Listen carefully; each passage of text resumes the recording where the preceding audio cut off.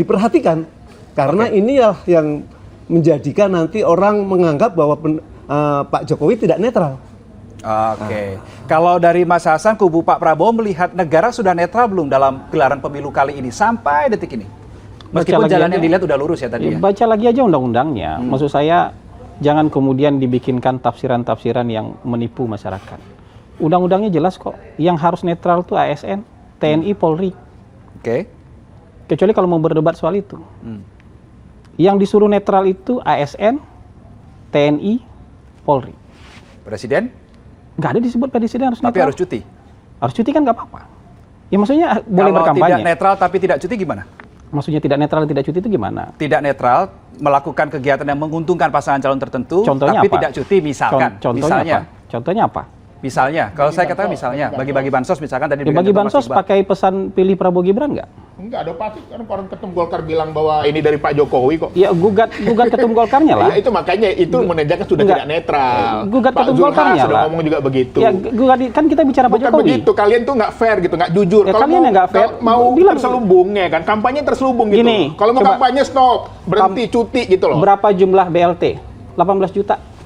Jadi yang dibagi begitu sama Pak mau Jokowi berapa? kampanye didahulukan. Yang dibagi sama Pak Jokowi berapa? Ya itu kan namanya simbol namanya Nah gitu terus loh. emang masyarakat berubah gara-gara simbol? Yang di bawah yang bagi yang lainnya siapa? Ya Kalau nggak fair di situ. terkait dengan beras bulog yang ada stiker 02? Terbukti nggak itu dari kita? Tapi Operasinya siapa menguntungkan. itu? Anda menilai ini menguntungkan 02 tidak, Mas Enggak, Hasan? justru kontroversi itu merugikan kita. Benar nggak? Oke, malah merugikan ya? Loh iyalah.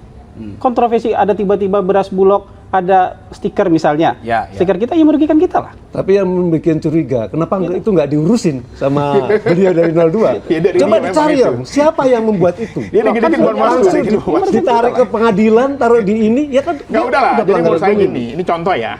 Mas Gibran bagi-bagi susu di CFD.